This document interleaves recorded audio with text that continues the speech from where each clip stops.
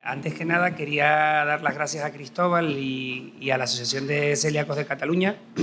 Tengo una relación muy especial con la asociación porque yo soy celíaco diagnosticado hace más de 20 años en Canarias, donde no existía asociación de celíacos, y mi asociación durante muchos años fue la Asociación de Cataluña, que hace una labor magnífica con los pacientes. Fue quien nos daba la lista de alimentos de productos sin gluten, quien nos ofrecía formación, y que hoy en día sigue siendo una labor muy importante esta asociación y todas las asociaciones de celíacos con el colectivo con enfermedad celíaca. Nuestros hospitales no cuentan con dietistas, nutricionistas, no somos capaces de llegar a todos los pacientes y formarlos, y esta función la hace la Asociación de Celíacos. No solo esto, sino que además ayuda a formar profesionales con estas jornadas. Entonces, quería agradecer a la asociación por esta labor tan importante que hace.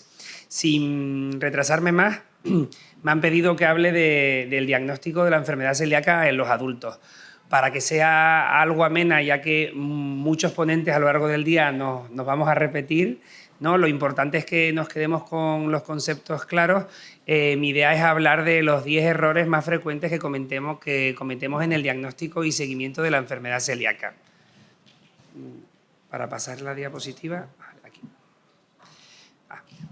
El diagnóstico de la enfermedad celíaca es bastante complejo, ¿no? Tenemos muchas formas de presentación. Tenemos formas de presentación intestinales, extraintestinales. Dentro de las digestivas tenemos las clásicas, las no clásicas. Tenemos muchas pruebas complementarias, cada vez más pruebas, y ninguna de ellas es patognomónica, ninguna de ellas nos da el diagnóstico per se, y debemos saber interpretarlas en un conjunto para llegar a un diagnóstico adecuado. Esto es muy importante, tener bien catalogados a nuestros pacientes, porque el tratamiento es una dieta estricta sin gluten que conlleva unas limitaciones sociales y económicas. Entonces, vamos a hablar de los principales errores que se cometen en el diagnóstico y seguimiento. Son errores muy comunes, son errores fáciles de identificar, y que conocerlos nos va a ayudar a manejar a nuestros pacientes mucho mejor. El principal error es que no sospechemos la enfermedad celíaca. Si no sospechamos la enfermedad celíaca, no la vamos a diagnosticar, ¿de acuerdo? Entonces, tenemos que olvidar el concepto que tenemos de enfermedad celíaca en nuestra cabeza, que es una enfermedad de niños, que es una enfermedad rara, poco frecuente, de síntomas digestivos. La enfermedad celíaca es una enfermedad autoinmune, sistémica, que aparece a cualquier edad, en cualquier raza, como ha dicho el doctor Katasi, y que tiene muchas manifestaciones, tanto intestinales como extraintestinales. De la incidencia y prevalencia ya ha hablado el doctor Katasi, solo señalar que la distribución es mundial, no es solo una enfermedad de caucásicos, hay incidencia en todas las razas, lo que pasa que en la mayoría de otros países no están diagnosticados.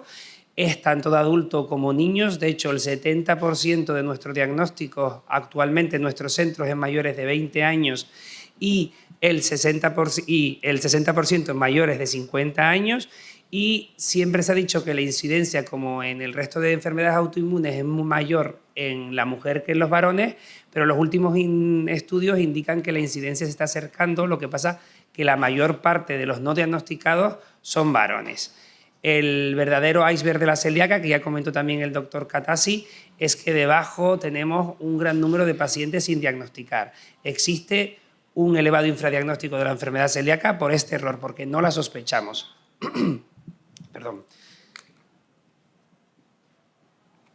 No solo existe un infradiagnóstico, sino existe un retraso en el diagnóstico. Nuestros pacientes van por consultas hasta 5 años hasta tener un diagnóstico de certeza de enfermedad celíaca, y tienen muchos diagnósticos erróneos. El 36% de los adultos que son diagnosticados de enfermedad celíaca tienen un diagnóstico previo de trastornos funcionales tipo síndrome intestino irritable y dispepsia funcional.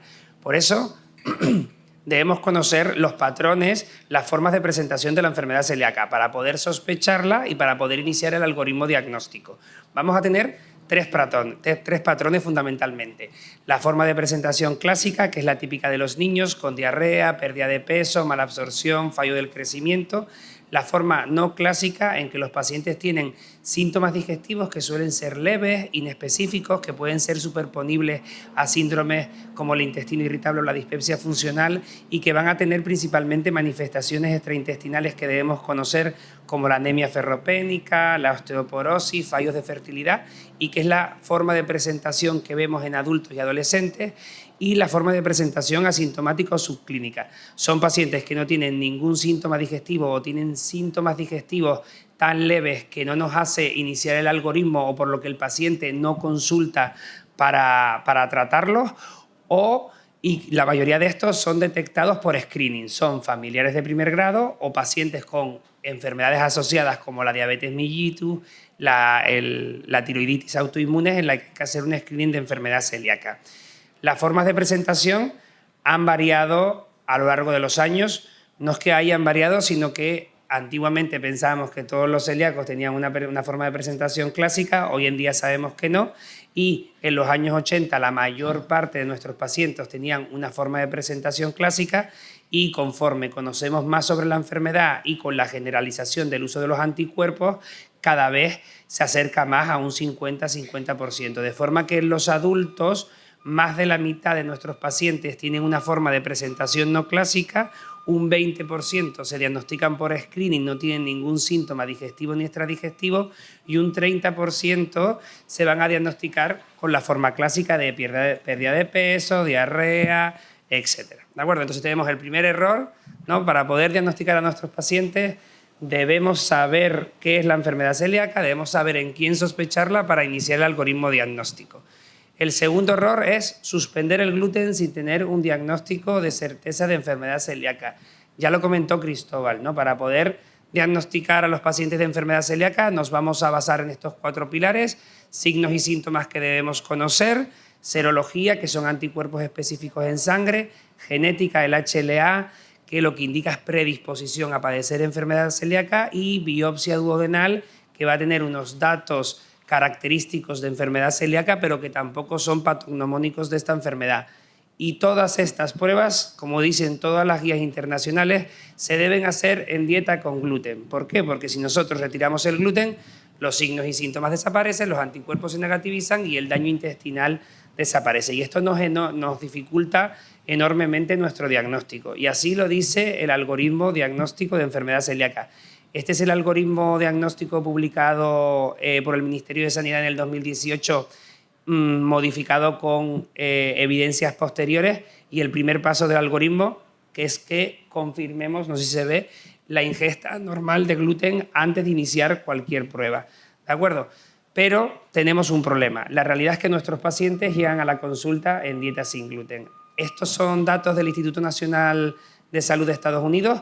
En marrón oscuro vemos que cada vez estamos diagnosticando a más pacientes, pero en amarillo vemos que cada vez existe más gente que evita el gluten. Se llaman people who avoid gluten, cada vez el porcentaje es mayor.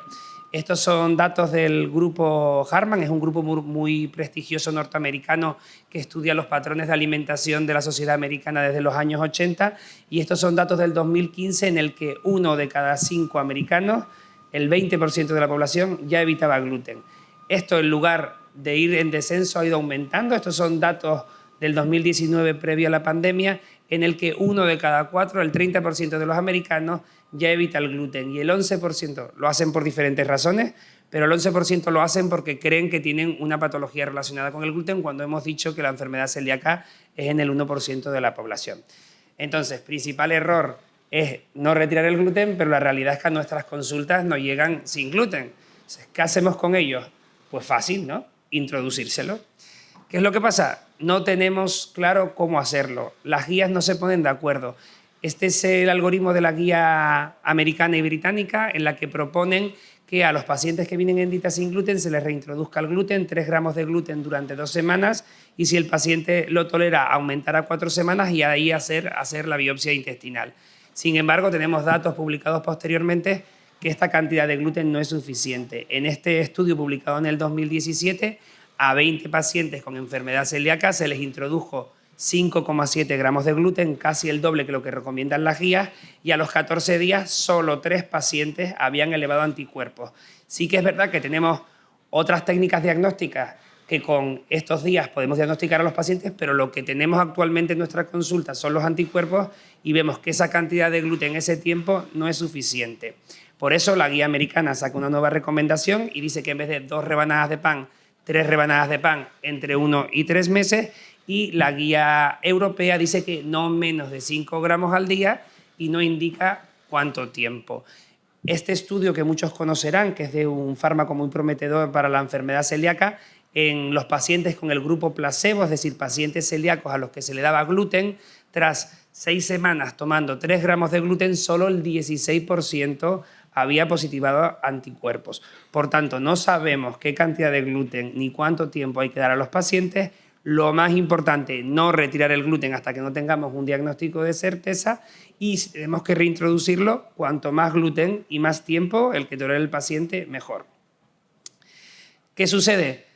Que a pesar de que no sabemos cuánto gluten y cuánto tiempo, lo introducimos y los pacientes se niegan, llevan toda su vida con síntomas, ahora se encuentran bien o intentan reintroducirlo y no lo aguantan. Entonces, ¿qué hacemos con estos pacientes?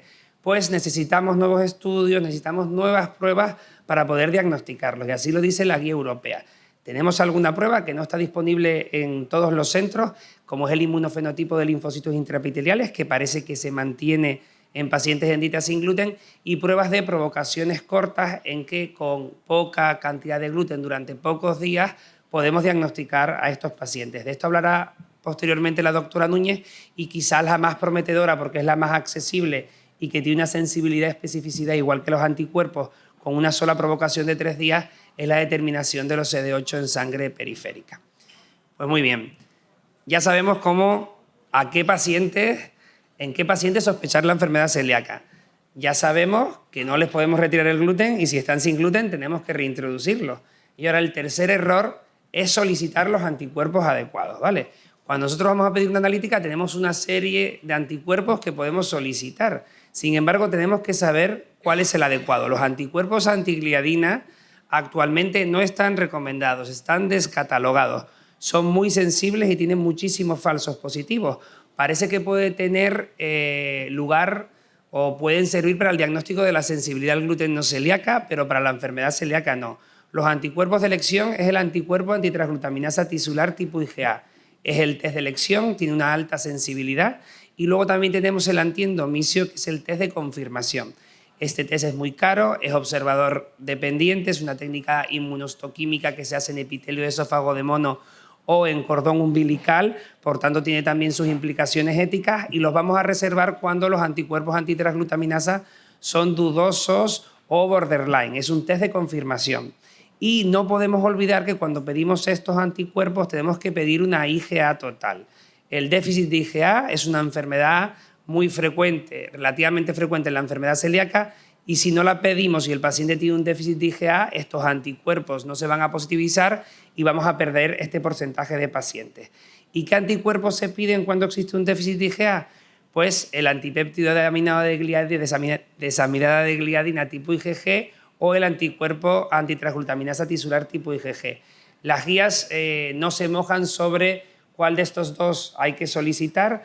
Nosotros en nuestro centro hemos hecho un estudio retrospectivo en 29 pacientes entre el 2012 y 2017 que tenían estos anticuerpos positivos, y tenemos una sensibilidad y especificidad del 100% de la antitransglutaminasa tipo IgG y una sensibilidad y una especificidad menor del péptido desaminado de gliadina. Teníamos 3 falsos positivos y 6 falsos negativos.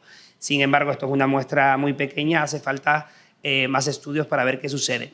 Y otro error es que si el paciente no tiene un déficit de IgA, no hay que pedir anticuerpos tipo IgG porque pueden tener también falsos positivos. Es decir, tenemos que saber qué anticuerpos solicitar en cada tipo de paciente.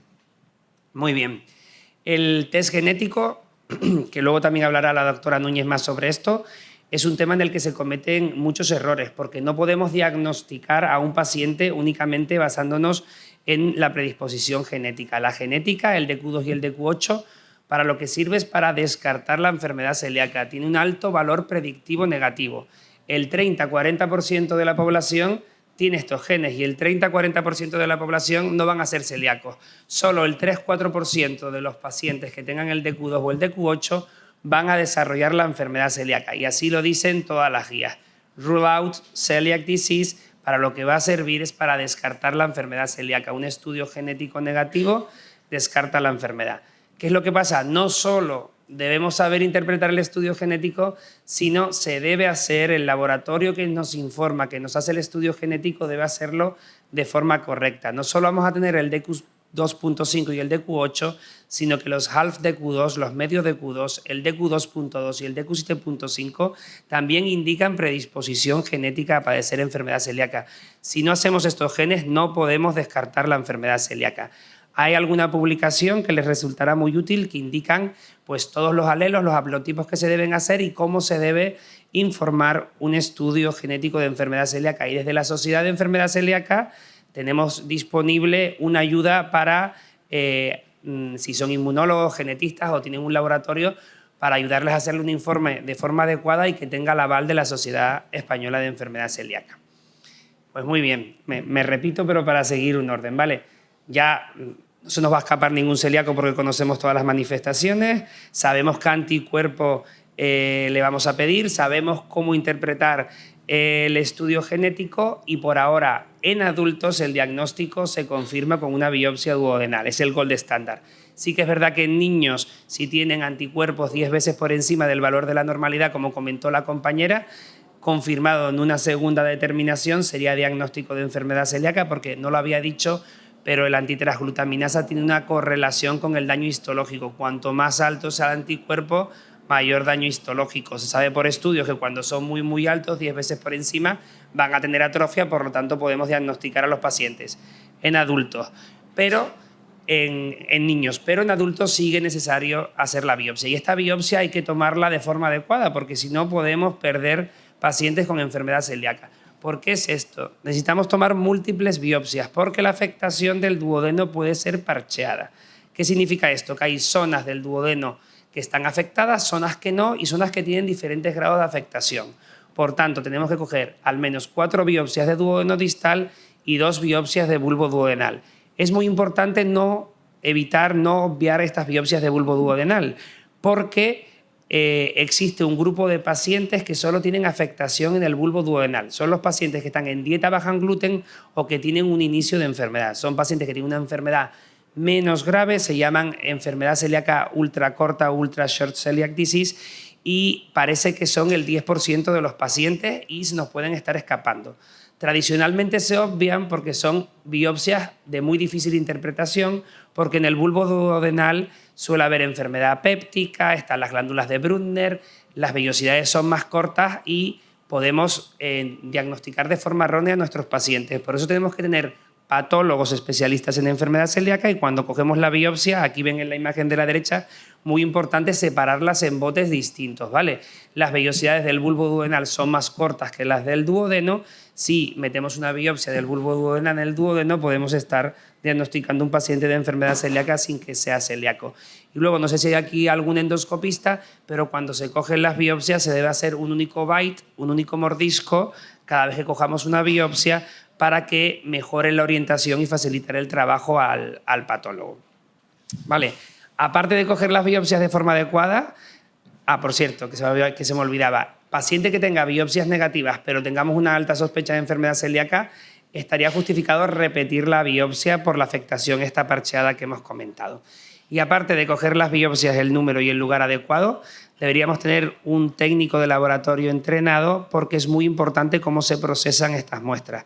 A mí este gráfico, que no sé si se ve bien, me encanta porque es muy ilustrativo. Es decir, cuando nosotros cogemos una biopsia de intestino delgado, el corte que debe hacer con el microtomo el técnico de laboratorio de anatomía patológica debe ser perpendicular a la luz intestinal, como vemos en la luz en el recuadro del punteado discontinuo.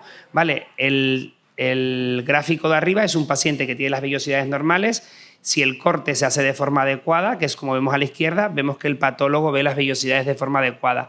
En cambio, si el corte se hace de forma tangencial, aquí a la derecha vemos que puede pensar el patólogo que tiene una atrofia cuando las vellosidades son normales. Y abajo que es un paciente con enfermedad celíaca que tiene una clara atrofia, tiene una disminución de la altura de las vellosidades.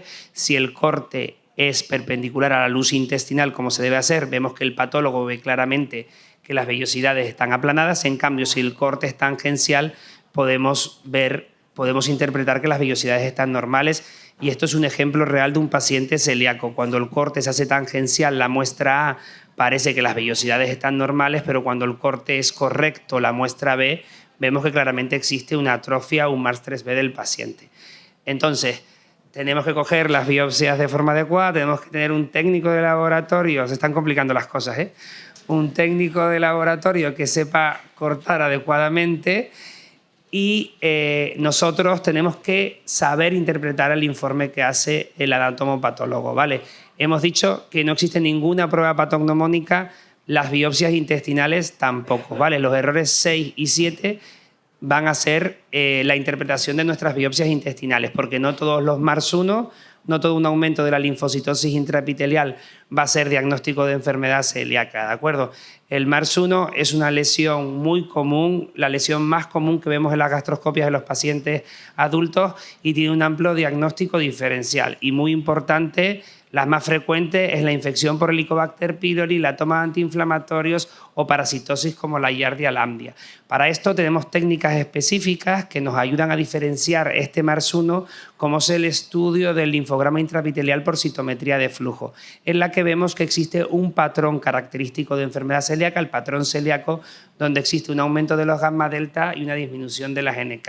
Y como he dicho, no todos los MARS1 son enfermedad celíaca, y no todas las atrofias vellositarias, no todos los MARS3 van a ser tampoco enfermedad celíaca, ¿de acuerdo?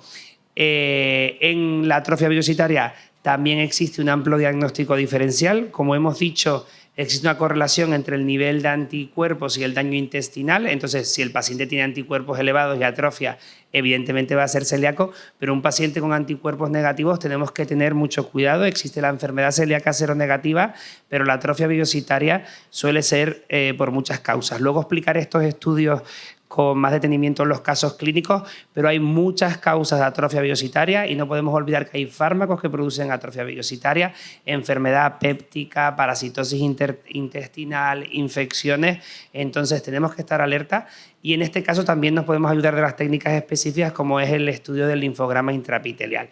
El diagnóstico de la atrofia vellositaria con anticuerpos negativos, como he dicho, es muy complicado. Aquí nos podemos ayudar del estudio genético. Si el estudio genético es negativo, nos olvidamos de la enfermedad celíaca, tenemos que buscar otra causa de atrofia vellositaria.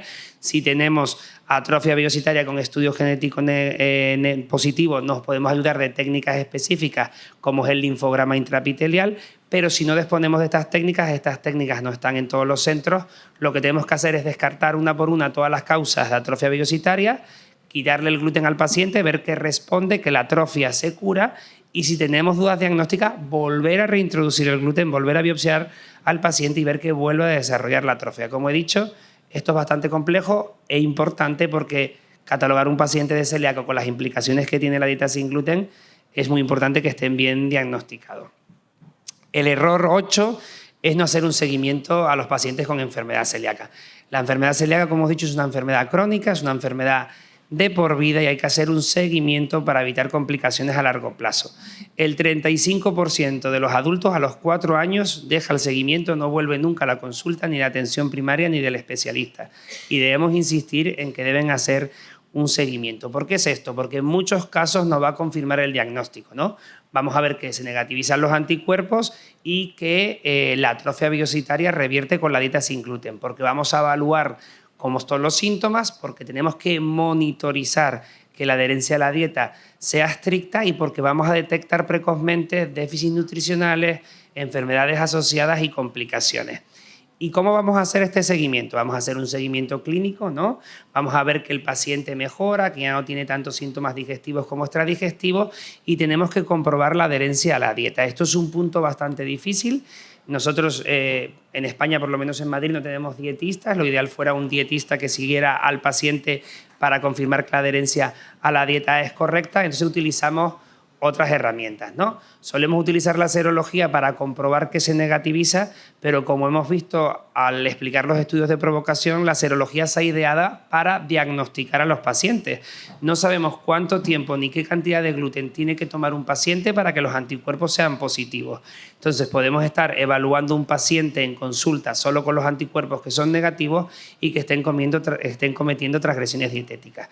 Por eso, otra técnica útil es la histología. Lo que pasa es que es una prueba invasiva, en niños nunca se realiza y en adultos pues las guías no se ponen de acuerdo. Sí que es cierto que la última guía europea dice que en adultos diagnosticados más allá de los 40 años con una presentación grave con atrofia se debería repetir al año o los 2 años la gastroscopia con biopsia para ver la curación mucosa, y en pacientes con enfermedad seronegativa con anticuerpos negativos es obligatorio repetir la biopsia para ver que los cambios histológicos han mejorado.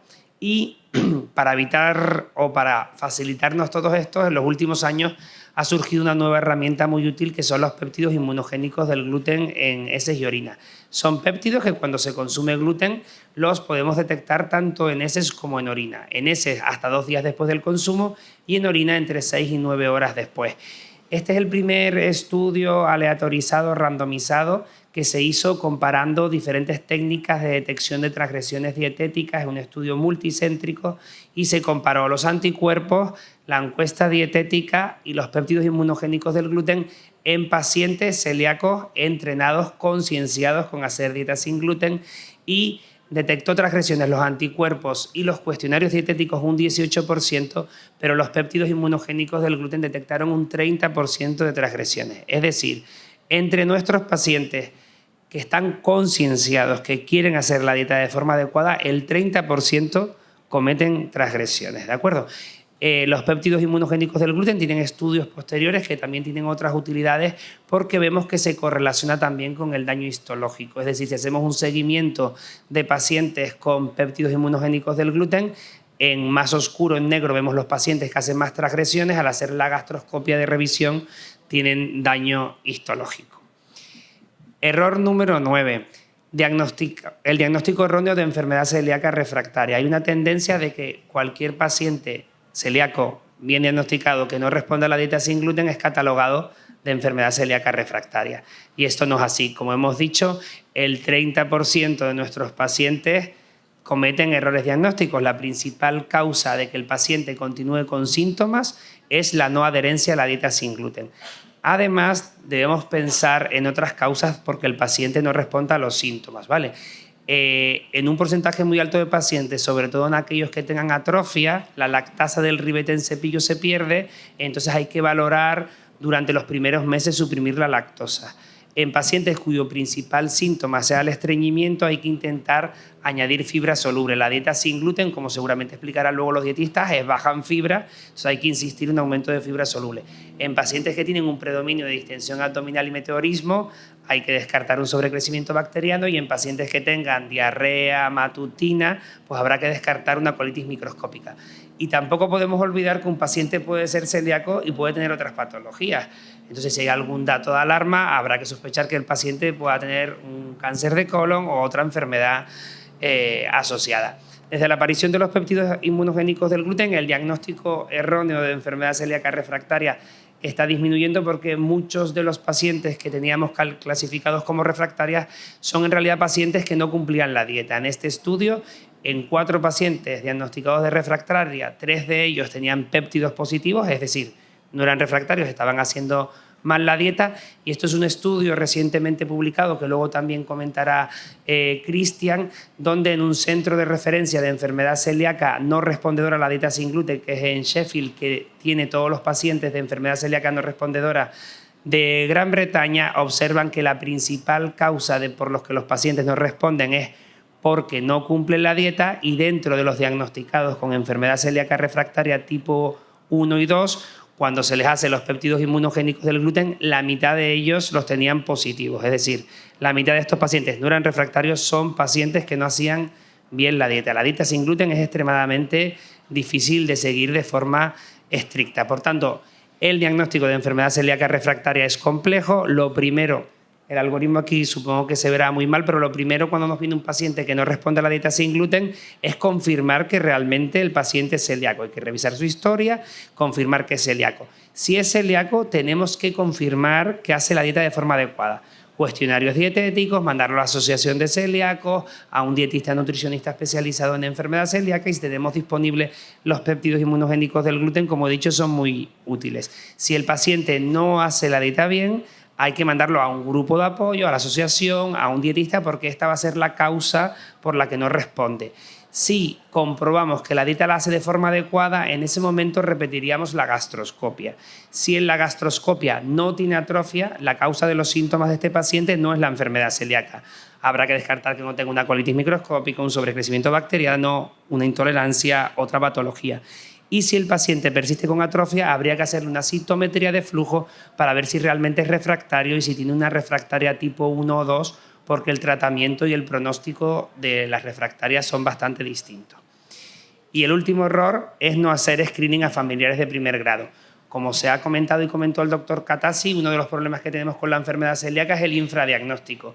Y el principal grupo de pacientes que no tenemos diagnosticados son los familiares de primer grado.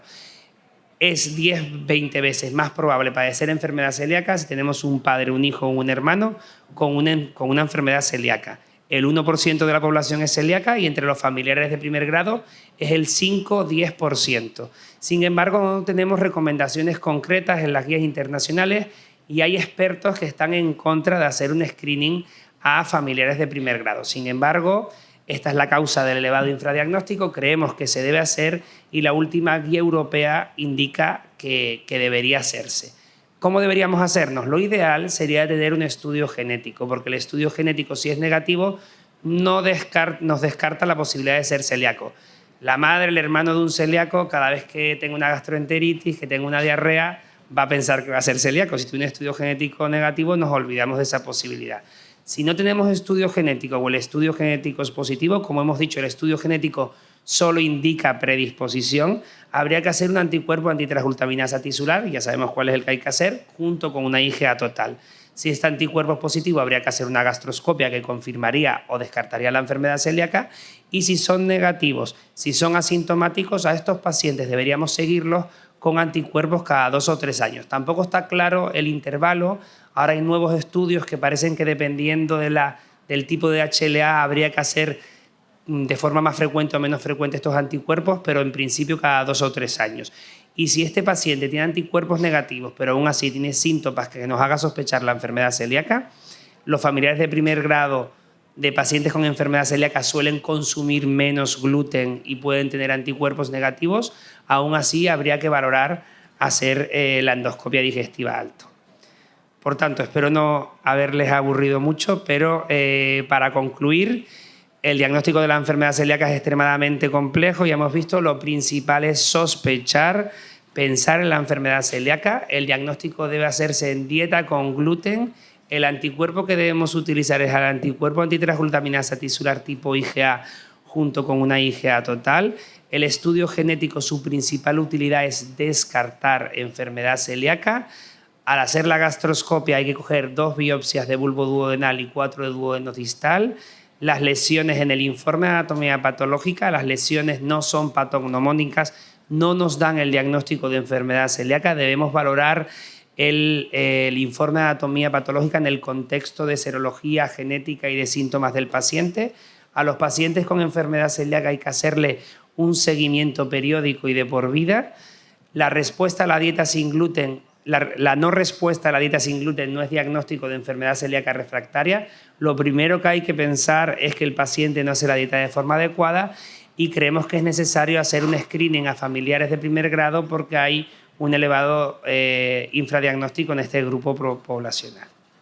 Muchísimas gracias.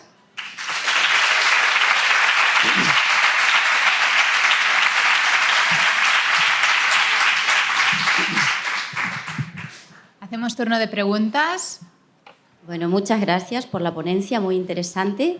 Y tenía 2 dudas. Una es si con la misma biopsia que se puede hacer para descartar celiaquía, también se puede descartar colitis microscópica.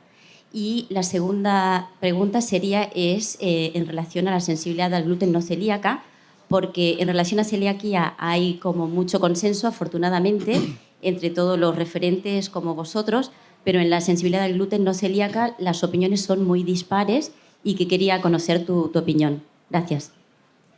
Vale, a la primera pregunta, no es en la misma prueba. La colitis microscópica se diagnostica con biopsias de colon aleatorizadas mediante colonoscopia. Entonces, en la gastroscopia Se puede descartar enfermedad celíaca, Helicobacter pylori, Giardia, pero para diagnosticar una colitis microscópica es necesaria una colonoscopia. Con la segunda pregunta, pues no sé muy bien la verdad cómo contestarte, porque como tú dices, no existe un acuerdo internacional sobre los criterios diagnósticos de sensibilidad al gluten, trigo no celíaca. Están los criterios de Salerno, pero en la práctica clínica es muy difícil de llevar a cabo y no sabemos. Mi opinión es que no es solamente el gluten, parece que son, bueno, mi opinión y la de la mayoría de los expertos, sino que son otros que pueden ser los fructanos o los atis del trigo, porque estos pacientes, a pesar de estar en dieta sin gluten, se encuentran mejor, pero no terminan de estar 100% bien. Luego hay muchos pacientes diagnosticados de sensibilidad al gluten no celíaca. Hay estudios que realmente son celíacos mal diagnosticados, que tienen enteropatías leves, que cuando van a hacerse el estudio ya están en dieta sin gluten. Como la respuesta es tan buena, están diagnosticados de sensibles al gluten y realmente son celíacos. Seguramente si a estos pacientes les introducimos el gluten y les repetimos la gastroscopia, muchos de ellos son celíacos.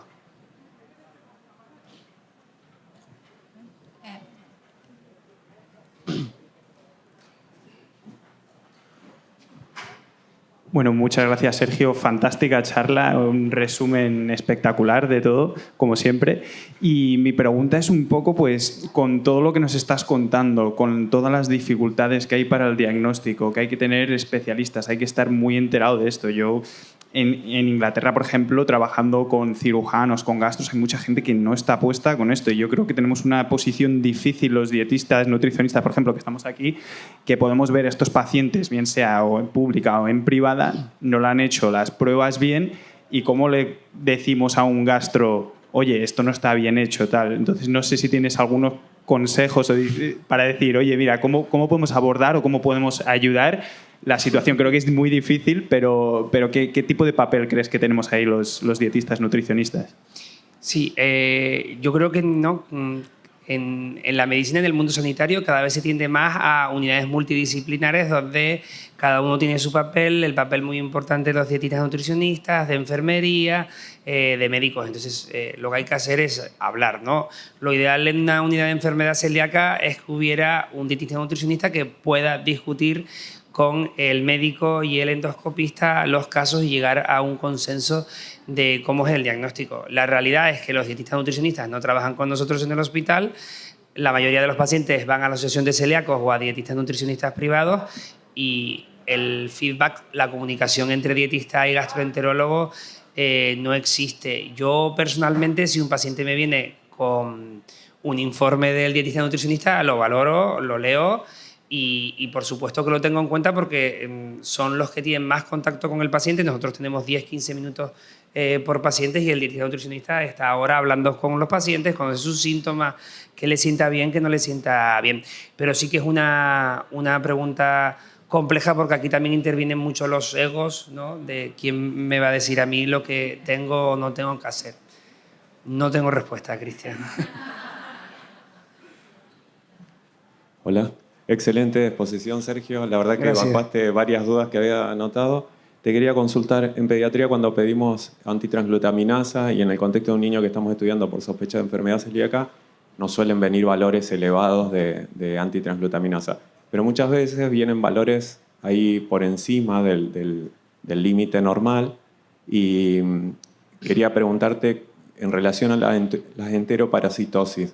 ¿Pueden hacer que se muevan esos valores sin que sea diagnóstico? Que muchas veces los pedimos, como estamos estudiando en dolor abdominal o una diarrea crónica, pedimos también un parasitológico de materia fecal, nos viene positivo, hacemos el tratamiento y cuando medimos nuevamente nos viene negativo o nos viene a veces peor, nos confunde más todavía porque seguimos teniendo el mismo valor de antitransglutaminasa. Sí, la antitransglutaminasa tiene pocos falsos positivos, pero y uno de ellos son las infecciones gastrointestinales. Los falsos positivos suelen ser con valores de antitransglutaminasa leves, poco elevados, es decir, la antitransglutaminasa de 20-30, con un parásito positivo, pues primero tienes que tratar el parásito y luego hay que repetirle antitransglutaminasa. Si una vez que no tengas el parásito, la antitransglutaminasa sigue positiva o sube, pues en ese caso habría que hacer una biopsia para diagnosticar o descartar. También no hay que olvidar, que no sé si se tratará en otras ponencias, que existe la enfermedad celíaca potencial, ¿no? Que son pacientes que tienen anticuerpos positivos pero que no tienen daño intestinal. Estos pacientes hay que seguirlos de cerca, pero no hay que retirarles el gluten porque igual no desarrollan la enfermedad celíaca. Pero sí que nosotros tenemos varios casos de pacientes con anticuerpos borderline que tenían una parasitosis y que al tratar la parasitosis los anticuerpos se han negativizado y no son celíacos. Es una de las causas de falsos positivos. Muchísimas gracias.